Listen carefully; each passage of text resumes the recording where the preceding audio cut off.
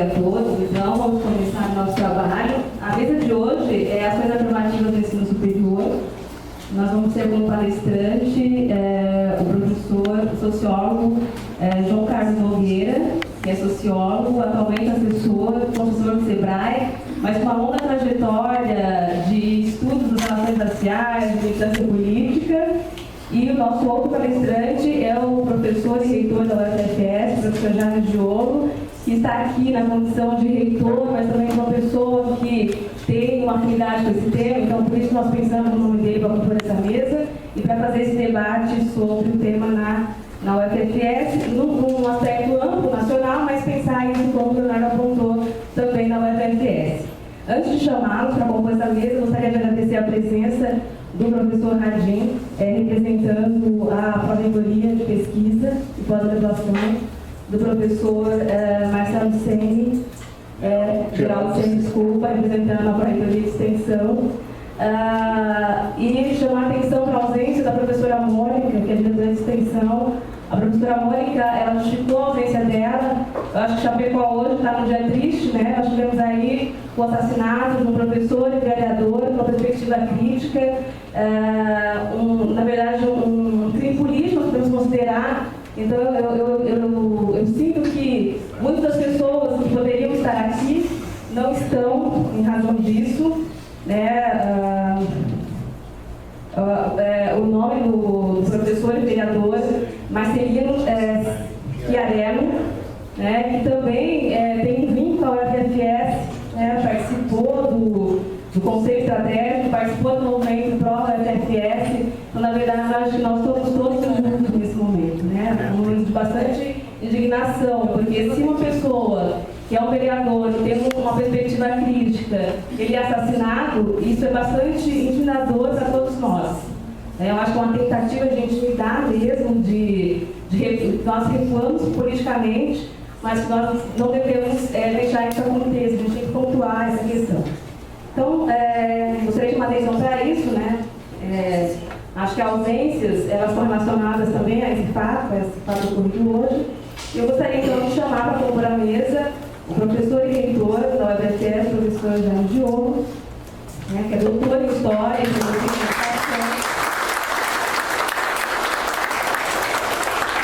O professor Jaime Diolo, ele foi coordenador geral de Estatística da Educação Superior do INEP no período de 2005-2006, foi coordenador geral da Avaliação Institucional do Instituto de Graduação do INEP também em 2005-2007. E vamos chamar, na sequência, o professor João Carlos Nogueira, professor, sociólogo,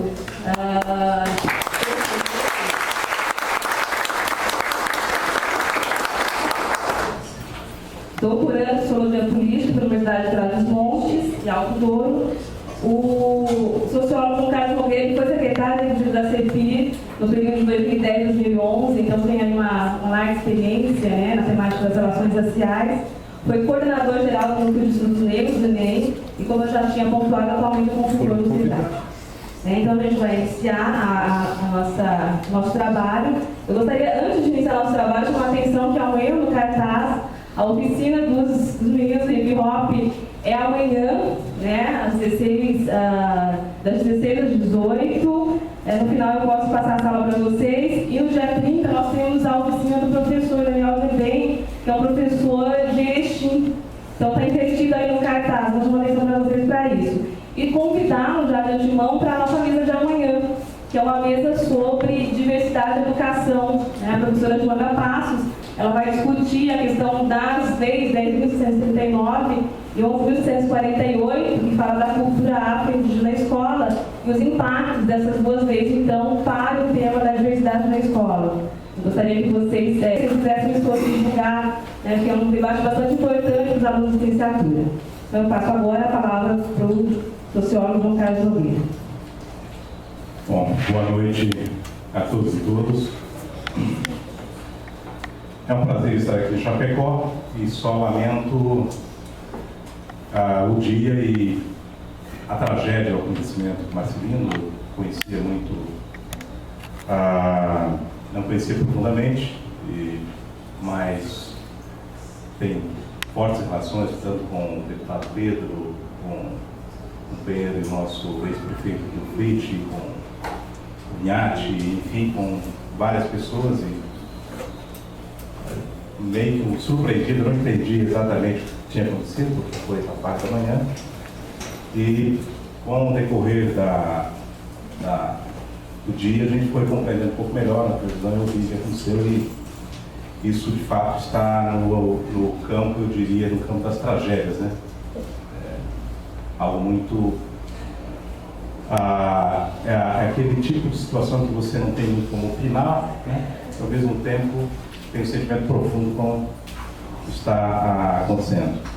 Se espera, evidentemente, total esclarecimento, e para que a gente possa, inclusive, saber, né, melhor que situação foi e quais os desdobramentos dela.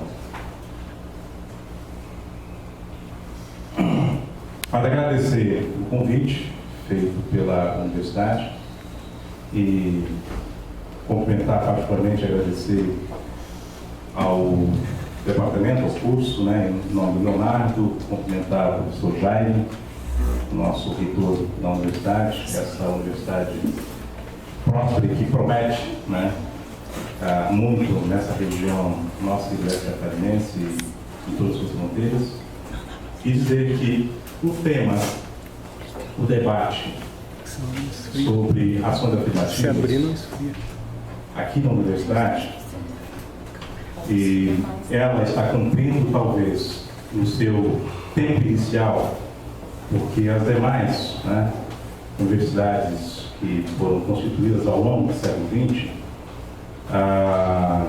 demoraram muito fazer esse debate. Portanto, a universidade recém começa a sua caminhada, a sua longevidade. Ela está preocupada certamente com as questões que chamam a atenção, não mais somente do Brasil, não mais das universidades federais, mas também de todo o nosso ensino e educação brasileira, né? E dizer de início que a primeira reflexão que nós devemos ter é de que as ações afirmativas não fariam sentido e não teriam aparecido caso o Brasil tivesse feito a sua tarefa de construção de nação ao longo da sua história, tivesse cumprido as demandas fundamentais da educação ao longo do seu tempo histórico. Possivelmente nós não estaríamos fazendo esse debate no século XXI, né? Então, ela suscita polêmicas, suscita debates acalorados, como qualquer tema nacional, e justamente por ser um tema de relevância nacional, que deve ser discutido com essa profundidade que nós estamos fazendo nas universidades brasileiras. Eu quero, nesses 40 minutos, só relembrar que eu tive a oportunidade, quando iniciou o governo do presidente Lula, e na ocasião o ministro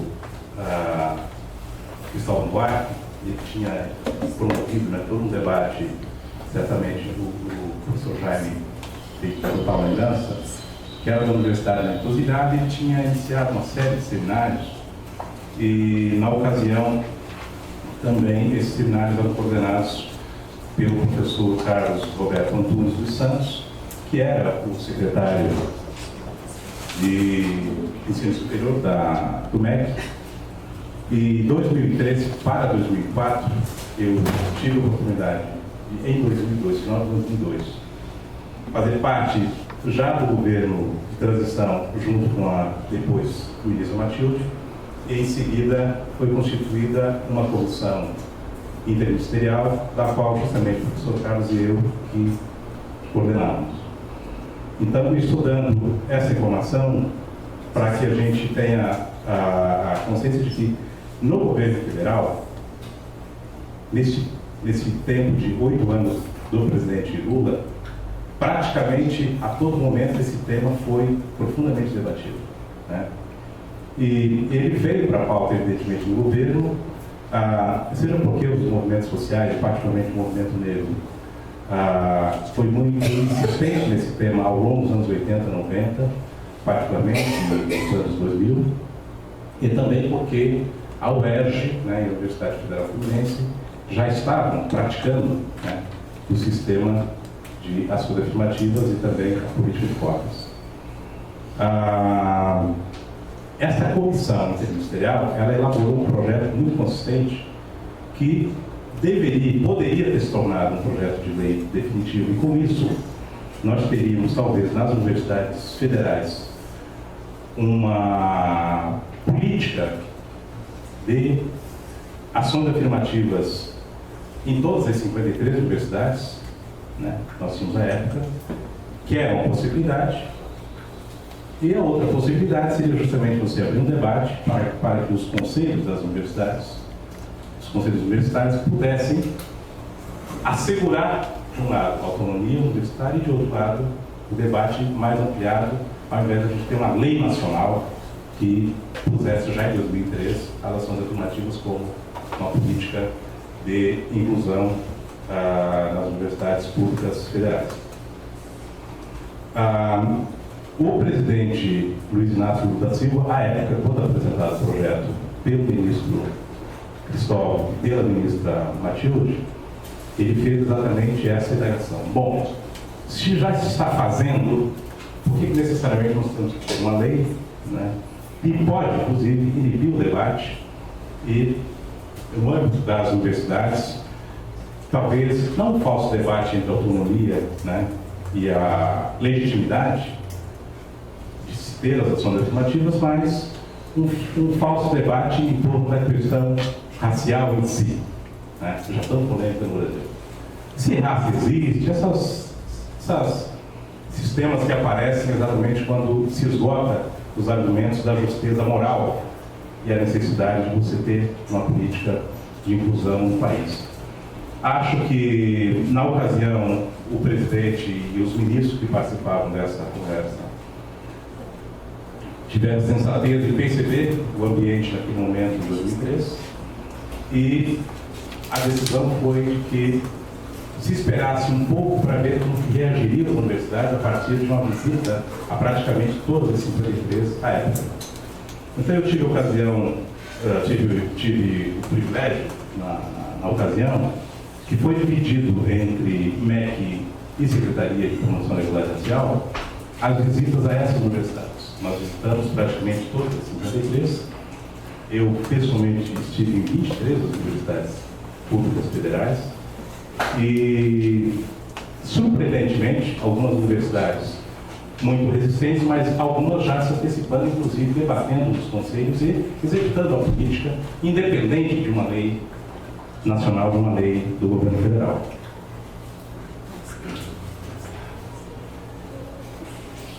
Bom, com isso, a primeira universidade que eu tive a oportunidade em 2013, exatamente no mês de março de 2013, de debater foi a Universidade Federal de São Paulo. E essa universidade, que é uma universidade que está basicamente no campo da saúde, do ponto de vista dos professores na ocasião, eles achavam que era algo impossível de você ter a sistema de cotas naquela universidade, por várias razões, né? O conselho reunido, e naquele dia, entre 9 horas da manhã e 2 horas da tarde, mais ou menos, foi o tempo que nós ficamos discutindo, o que parecia impossível no início da conversa se tornou quase que realidade depois de 3 horas de debate. Por quê? Ficou absolutamente perceptível de que um estado como São Paulo, que tem a maior concentração de população negra do Brasil, do ponto de vista quantitativo, você não tem naquela universidade, ao longo da sua história, somente 2 alunos que se formaram, negros, que se formaram naquela universidade. 2, ao longo da sua história. Então, a universidade, de fato, teve a percepção de que algo está errado. Não é possível você ter, num estado como São Paulo, onde é o estado com a economia mais dinâmica do nosso país, onde você tem as melhores universidades do ponto de vista do conceito, né, do nosso país. E você, naquela universidade, ao longo do seu tempo, somente ter tido 2 alunos formados, negros formados por ela, não poderia ser atribuído aos quase 15 milhões de negros daquela cidade, com capacidade de estar naquela universidade. Porque senão nós estaríamos fazendo uma conversa de que talvez os países periféricos, os países de desenvolvimento, de fato, não teriam condições alguma de ser uma economia próspera como a gente está sendo agora para o mundo.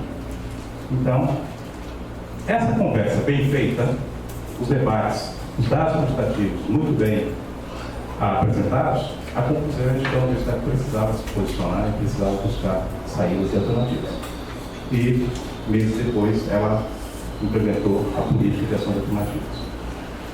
Então, eu acho que foi uma experiência riquíssima para mim, inclusive, e, a partir daquele momento, nós acompanhamos a UERJ e a Universidade Estadual Fluminense do Rio de Janeiro, e também a avaliação da primeira turma que se formou na UERJ. A primeira turma que se formou na UERJ, quando olhando a quantidade de alunos, sobretudo dos cursos chamados cursos de elite, né? Que essa distinção também não deve ser feita. Todos os cursos são fundamentais e imprescindíveis para as universidades e também para o desenvolvimento do país. Mas no curso de medicina, em geral, se tinha 2 ou 3 alunos na UERJ e passou-se a ter 40, 50 alunos. Eu acompanhei, estive junto com eles na primeira formatura depois de 5 anos. O drama dos alunos que já estavam formados, né, praticamente indo para as suas residências, parte deles era com o terno para a formatura, com o sapato para a formatura. Então, nós estamos falando de alunos absolutamente pobres que estavam se formando em medicina, e estavam se formando exatamente porque tiveram oportunidade há 5 anos anteriores. Então, a primeira coisa que nós temos que derrubar é o mito de que alunos que vêm da periferia, pobres, alunos negros, mulheres, indígenas, não estão aptos para os cursos, né, de alta relevância e de exigência que a gente tem a nível nacional. Quer dizer, todos esses dados, praticamente, e o professor já que veio do INEP, certamente, acompanhando os dados e os números, confirma isso, né? Então, eu não tenho nenhuma dúvida, e não só por ser um defensor das ações afirmativas, mas é que o Brasil e a universidade brasileira, as universidades brasileiras, a educação brasileira, ela está em curso uma profunda transformação, e nós estamos no caminho correto de fazê-lo. Nós estamos trabalhando com 3 vetores que são fundamentais. De um lado, você precisa cuidar da educação básica, caso contrário, não adianta falar em ensino superior. É fundamental cuidar da educação básica, investir na educação básica, né? E, portanto, o erro anterior era justamente parecia de que o ensino fundamental era o foco único. Não pode ser o ensino fundamental o foco único. Você precisa, a volta do Fundeb é justamente a garantia do financiamento do ensino da educação brasileira, e que vai aparecer mais tarde os resultados, está aparecendo mais, cada vez mais esses resultados vão aparecendo, e de um certo modo assegura as iniciativas que nós precisamos desenvolver para incluir mais rapidamente uma juventude que está fora das universidades, exatamente porque não tem oportunidade. E aí entra as cotas e as ações afirmativas. Então, financiamento, abertura das universidades para que esses alunos possam participar mais ativamente, expansão do ensino e de universidades é o que vai assegurar, talvez nos próximos 10 anos, uma mudança radical e profunda na educação brasileira, né? Os contra as ações afirmativas que acusavam de que não adiantaria investir nas ações afirmativas porque não tinha o financiamento da educação básica, não estavam entendendo a lógica que um governo quer fazer. O governo investia na educação básica, mas investia na educação tecnológica, mas ao mesmo tempo sabia e sabe que a educação superior ela é imprescindível, porque justamente a mão de obra qualificada imediata que nós precisamos, que vem do ensino tecnológico e das universidades públicas em particular. A outra situação, que justamente essa da qual a Universidade da Fronteira Sul é fruto, é que nós tivemos uma expansão muito grande do ensino privado e pouco investimento nas universidades públicas.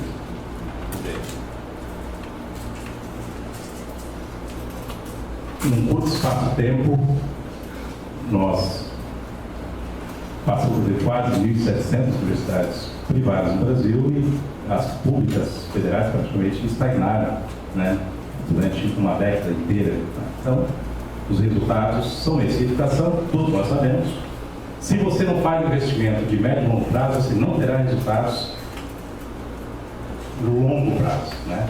No médio, faz hoje para daqui a 10 anos você ter alguns resultados mais concretos, né? Então, eu acho que o caminho está correto. Pois bem, um dado importante é com relação à população negra em Santa Catarina e a população negra nessa região do oeste catarinense. Surpreende porque, como a população negra no oeste catarinense, o Planalto Serrano, e a denominação sempre aparece como caboclo, mas a coleta de dados feitos pelo IBGE não é caboclo, nem moreno, nem afrodescendente, mas sim pretos e pardos. Então nós temos uma população muito grande, surpreendente em Chapecó, Xaxim, Xanxerê, que exatamente pode ser um elemento chave para a reflexão sobre ações afirmativas nessa região, quando a gente perceber que esses dados, eles expressam um quantitativo que, em geral, a gente não consegue enxergar. Vamos ver se vai dar certo aqui, vocês possam também.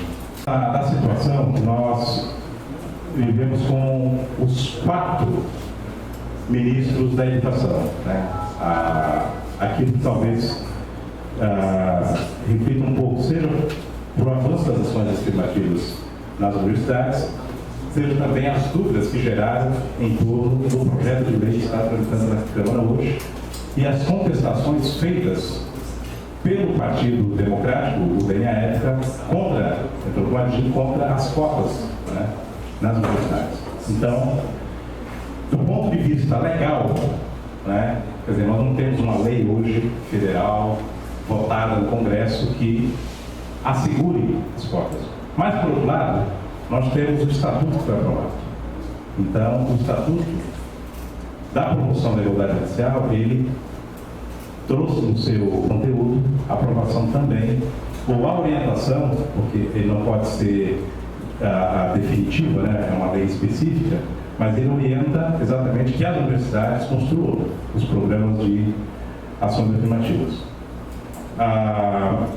Eu diria que do ponto de vista, e aí a gente vai ter esse debate, que do ponto de vista legal, as universidades estão respaldadas para desenvolver programas de ações afirmativas, né? Não há impedimento legal. Agora, o componente importante é justamente assegurar que a autonomia da universidade não fique no prejuízo do ponto de vista do debate político interno, né? Quer dizer, o conselho deve ser ouvido e deve se posicionar em relação às ações afirmativas. Foi assim o processo nas 62 que nós temos hoje, né? E foi assim o processo também na Universidade Federal de Santa Catarina, na UFSC, quando começou em 2006. Então, eu vou falar para, não sei se vocês vão conseguir ler, ficou miudinho ainda.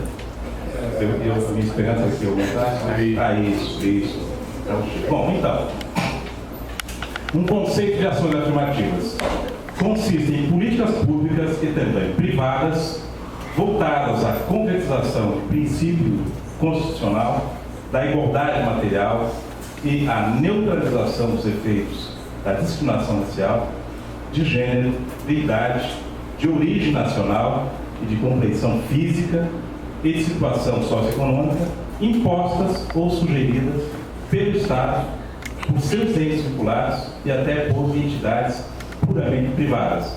Elas visam combater não somente as manifestações flagrantes de discriminação, mas também a discriminação de fundo cultural e estrutural enraizada na sociedade.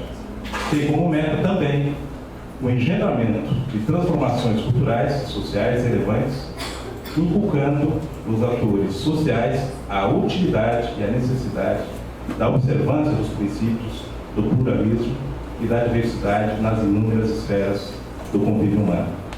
Então, esse tem sido um conceito mais universal, utilizado por vários juristas e também no âmbito dos defensores das políticas de ações afirmativas.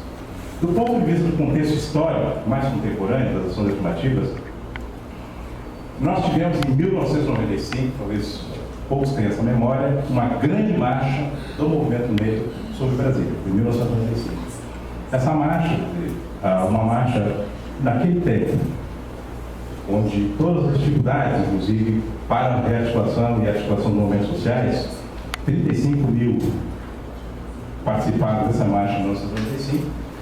E em seguida nós tivemos a Conferência de Durban, na África do Sul, contra o racismo, a discriminação, xenofobia e intolerâncias correlatas, em 2001. E nesta conferência é aprovada na declaração final e no plano de ação o sistema de cotas no ensino superior. E o governo brasileiro, à época, se compromete exatamente com estas determinações da Conferência de Durban. No plano nacional, por iniciativa do Executivo, já tinha um projeto em tramitação, mas teve iniciativa do Executivo no projeto de lei 3637, de 2004, também propondo a política de cotas no âmbito das universidades federais, que é isso que está em tramitação ainda até o momento. E, posteriormente, junto já desde 2000, a Lei 3198, 2000, que propunha o Estatuto da Igualdade Racial. O Estatuto da Igualdade Racial, da Lei 12288, que foi sancionada pelo presidente Luiz Inácio Lula da Silva em julho de 2010, o que está previsto no Estatuto, né, que já é uma lei, em relação ao ensino superior? Primeiro, a implementação da Lei 10.639, que é de 2003, foi a primeira lei sancionada pelo presidente Lula logo que assumiu a presidência, que no Estatuto se apresenta como obrigatório o estudo da história geral da África e da população negra no Brasil, que é o artigo 11 do Estatuto, com base na Lei 9394/96, que é a LDB. Então, ela está, para quem trabalha com a 10.639, a 10.639 não está isolada, ela está exatamente configurada dentro de todos os preceitos funcionais da Lei de Diretrizes de Base. E o Estatuto também prevê que o poder público adotará programas de ação afirmativa. Então, isso é o Estatuto, tirei do Estatuto as duas principais definições do ponto de vista legal, que dá, com isso, bases para a implementação de ações afirmativas. A oferta de vagas de ensino superior via o sistema de cotas no Brasil, possivelmente esses dados já estão superados, né? Estou usando os dados de 2008 e 2009, exatamente porque são dados totalmente oficiais, mas certamente já tem universidades e também nos IFES políticas que alterem esses números. Mas nos centros universitários nós temos 4 com políticas de cotas, faculdades, tanto federais, estaduais e municipais, 14, nos institutos federais de educação, ciência e tecnologia, 13, Em universidades também federais, estaduais e alguns municipais, 34, com um total de 62 universidades, 62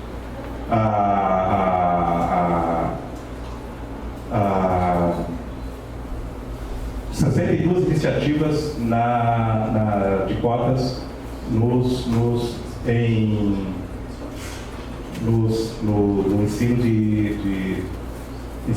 ensino superior, né? Tentando encontrar uma coisa que ligasse a. Mas nós temos então nas universidades federais, das 53, nós temos 34 que já estão praticando ações afirmativas. E em seguida, em 2004, né, quando é criado o ProUni, hoje, beneficiados pelo ProUni, já são 1 milhão de alunos. Né? Para Santa Catarina, eu estava olhando os dados das ofertas, não são ofertas assim, números tão elevados, mas Santa Catarina tinha em 2008 quase 6 mil alunos já beneficiados também pelo sistema de ingresso via o ProUni. A população negra em números do IBGE 2010, para que a gente tenha uma ideia das mudanças, primeiro, que a gente teve do ponto de vista quantitativo, da população entre 2000 e 2010, e o que isso vai representar, possivelmente, nas políticas educacionais daqui para diante. Né? E por isso que eu falava das surpresas que, possivelmente, para muitos, quando a gente olha os dados quantitativos da região, aqui da região de Chapecó, do oeste catarinense. Então, no Brasil, da totalidade da população em milhões, 97 milhões é os números apresentados oficialmente pelo IBGE de população negra e representa 51,6%. Né? Quer dizer, pela primeira vez, então, população negra sendo pretos e pardos, que é a metodologia que o IBGE utiliza, ultrapassou a fronteira da população branca, somada também com a população amarela. Aí, aqui está a população preta e parda e população indígena, somando 51,6%. Em Santa Catarina, no universo dos 6.258.000 pessoas do total, nós temos 960 mil, portanto, 16% de população negra, o que corresponde a uma mudança de quase 6% em relação a 2000. 2000 nós tínhamos a população negra de Santa Catarina com 10,8%, 10,6%, que era o dado oficial do IBGE. E, em geral, quando se pergunta sobre a população negra em Santa Catarina, sobretudo para quem não mora, ou às vezes mesmo morando em Santa Catarina, é surpreendente os números. Né? É muito comum, quando estou no Nordeste, quando estou dependendo da região do Sudeste, as pessoas ainda me perguntarem na academia se existe negros em Santa Catarina. Né? Eu sempre digo com eles que eu sou a prova concreta, né? Que existe, porque sou catarinense, e sou catarinense de Poranga, uma região com uma população alemã e italiana bastante forte, e na minha cidade, só na minha cidade, nós somos também já 8% da população, lá em Poranga, Santa Catarina. Então, essa ideia de que Santa Catarina, a população negra é diminuta ou quase inexistente, ela tem cada vez mais caído por terra quando a gente não só olha os números, mas quando começa a perceber se existe ou não política pública focada para essa população, na medida que nos outros estados isso acontece e tem uma repercussão muito maior até pela quantidade de pessoas que cada estado tem. Quer dizer, Santa Catarina, de qualquer modo, mesmo com 15,6%, mesmo com 16%, é o estado com a menor presença da população negra no Brasil. De qualquer modo, isso não se altera e nem vai se alterar, porque é assim que é a composição étnico-racial nossa em Santa Catarina. O fato que aumentou consideravelmente, esse aumento se deve, de um lado, a percepção que tem, sobretudo, quem se autodeclara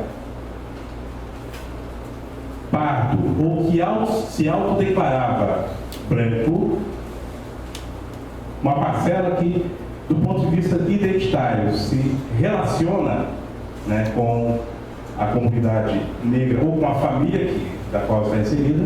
Às vezes você tem um pai ou uma mãe negro e você podia se declarar como branco, e você passa, em função da afirmação que a população negra e a questão racial passou pelo Brasil, você se sente mais confortável em se declarar aquilo que você sente do ponto do teu pertencimento identitário, né? Que rigorosamente é isso que o país precisa. Quer dizer, o país não pode ficar travado na identidade e a percepção e sentimento das pessoas em relação àquilo que elas são, em função de ter um aspecto negativo quando se afirma que é caboclo ou negro ou, né? Então esse pertencimento cada vez mais cresce e isso é bom para a identidade da população brasileira.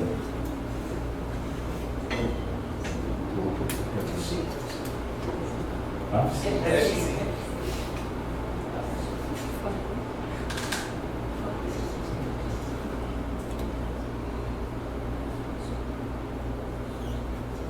Bom,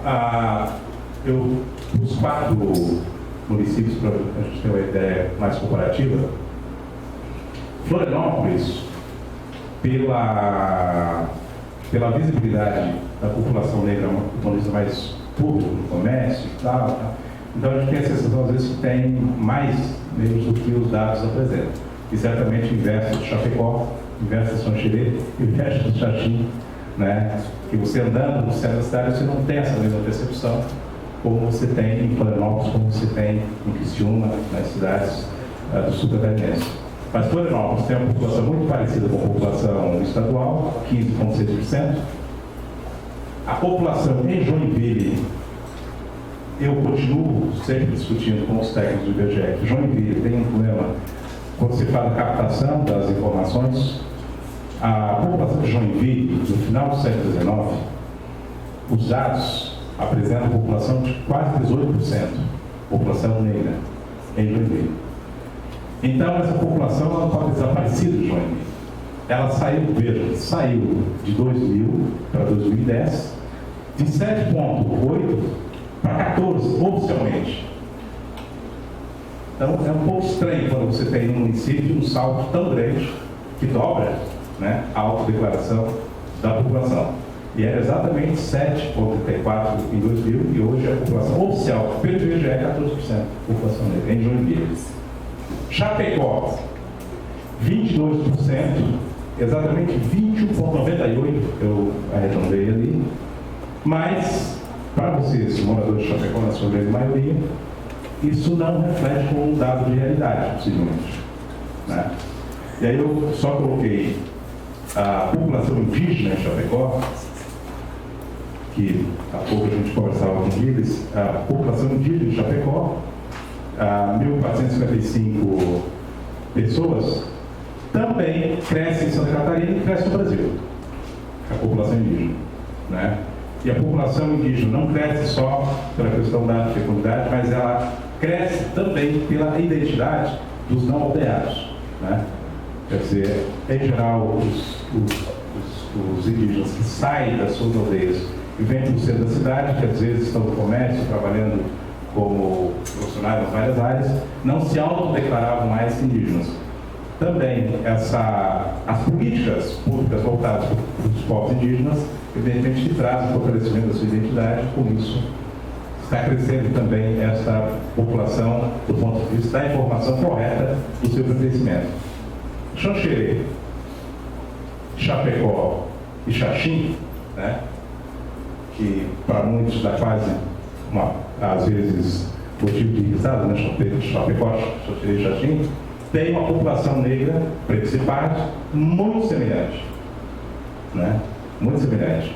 E o Planalto Serrano todo tem uma população também muito parecida, que sempre vai estar entre 14%, 18%, 20% de todos os municípios do Planalto Serrano. Que é pelas características, inclusive, né, do século XIX inteiro, início do século XX, do deslocamento populacional, principalmente em Minas Gerais, São Paulo, para essas regiões, e que criou uma forte miscigenação e a chamada população cabocla, que não é censitária, né, mas os principais que vão dando essa composição. Bom, os programas de ações afirmativas em Santa Catarina, estou chamando os 3 bons exemplos, né? A Universidade Federal, ela, em 2006, e esse é um bom roteiro para início de um processo de programas de ações afirmativas, ela colocou na ficha de inscrição do vestibular e na matrícula dos alunos o quesito for. Com isso, foi possível aferir dados quantitativos que não existiam ainda na universidade. Esse é um caminho importante porque, para a política pública, sobretudo num órgão, numa instituição pública como as universidades, é fundamental que você tenha dados quantitativos e qualitativos para que você bem aplique, né, os recursos, inclusive, públicos a uma política alternativa de ingresso. Então, esse foi o primeiro passo. O segundo passo, em março de 2006, num colóquio promovido na universidade, que chamava-se Pensamento Negro em Educação, promovido pelo NEM, junto com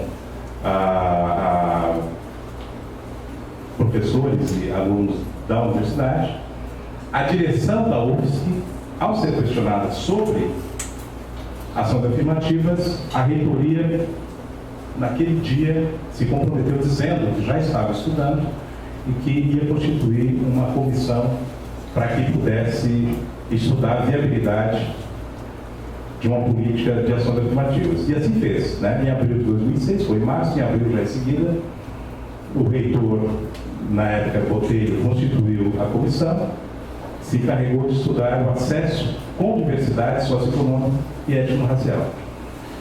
Em 2008, para a gente verificar a conclusão já da UFSC, tem 2 conclusões que são importantíssimas, né?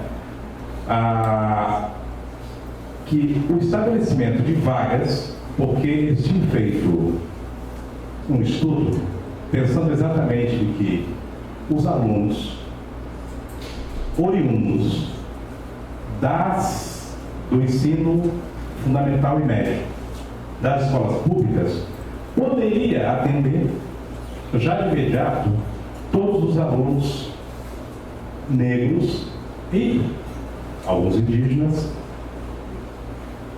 Talvez com isso não precisasse ter um percentual, né, de cotas. Mas nesse estudo que foi feito, percebeu-se que não atenderia e não alcançaria, mesmo assim se manteria o patamar de ausência de estudantes negros na universidade. Então a conclusão foi exatamente essa, de que o estabelecimento de vagas para estudantes negros, independentemente da reserva para egressos de escola pública, foi essencial para o aumento das vagas para negros e indígenas na UFSC. O que isso revela? Que não necessariamente, que é o caso de ter acompanhado no livro o processo aqui da Universidade da Fronteira Sul, o fato de você ter uma quantidade, um percentual elevado de alunos oriundos, egressos das escolas públicas, não necessariamente você consegue mobilizar alunos negros para a universidade, né? Quer dizer, as razões devem ser estudadas, o fato é que na UFSC não é suficiente você fazer isso. Talvez seja um dos principais elementos que a universidade deva buscar para verificar. Eu não sei hoje, porque acho que vocês não têm os dados, eu não sei se tem, depois o professor Jair pode colocar, se tem o quesito cor, se tem essa identificação dos alunos. E aí, se você conclui que uma cidade como Chapecó e a região, né, onde notadamente você tem uma população nesses municípios em torno de 20% de população negra, Chapecó com quase 1.500 indígenas, aí Xoxerê são bem poucos, Xaxim do mesmo modo. Então, uma universidade pública, né, ela terá que necessariamente olhar esse ambiente para desenvolver uma política nessa direção, porque talvez insistir no fato, somente no fato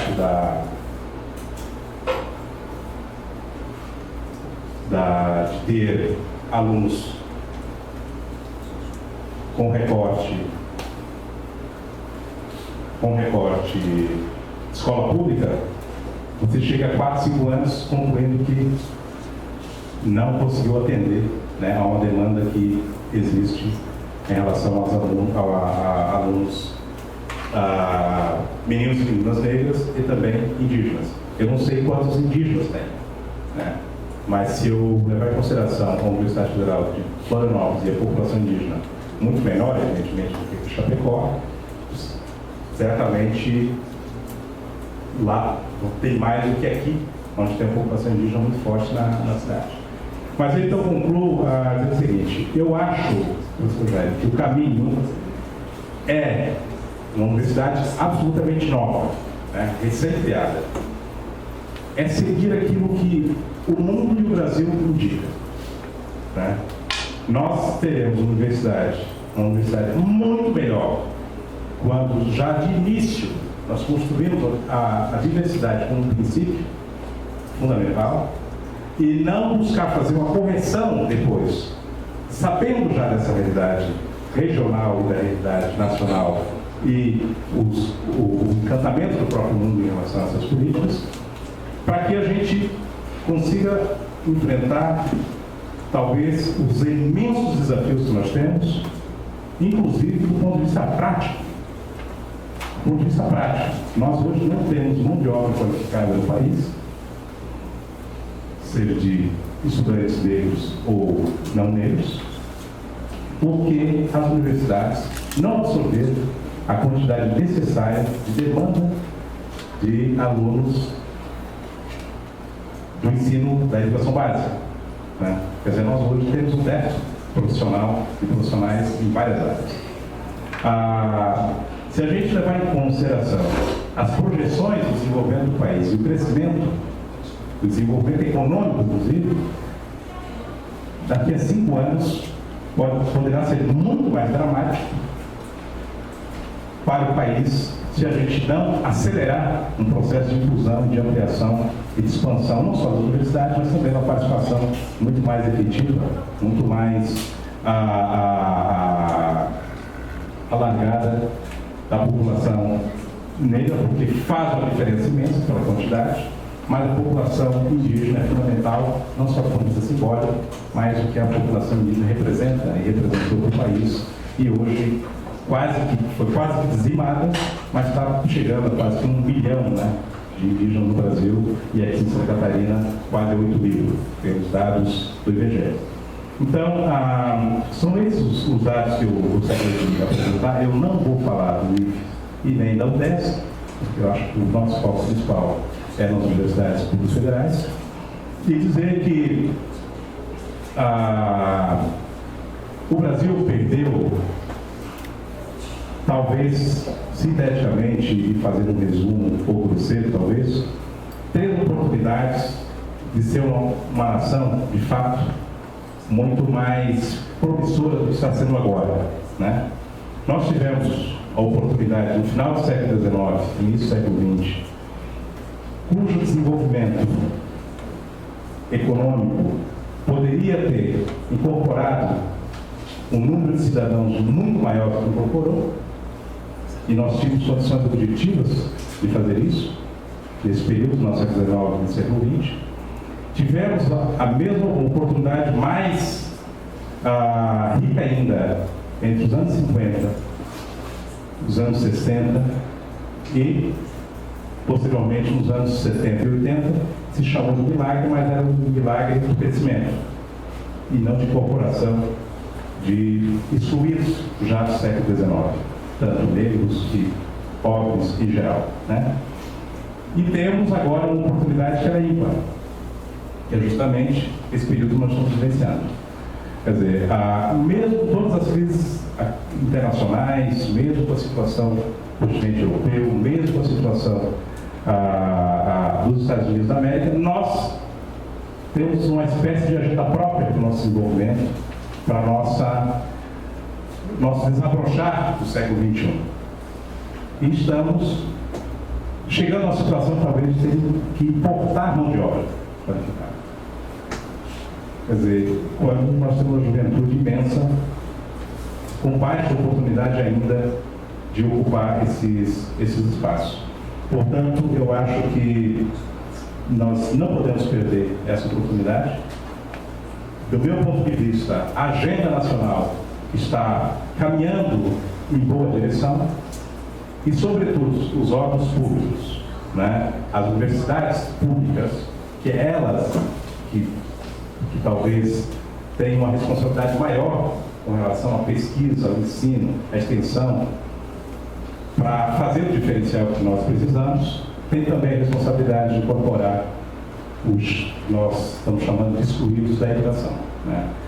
A quantidade de meninos, o Hip Hop bem fez aqui, né, que são assassinados nas periferias, em grande medida tem a ver com a ausência da educação básica, sobretudo, ao alcance desses meninos. Não podemos culpar um garoto de 16 a 17 anos que é perdido para o crime, achando que a culpa é dele, né? A sociedade tem uma responsabilidade com relação a isso, e não é jargão, a educação acaba tendo responsabilidade também muito grande. Bom, eu quero agradecer por poder fazer essa apresentação, essa conversa com vocês, e ficamos aí à disposição para o debate. Muito obrigado.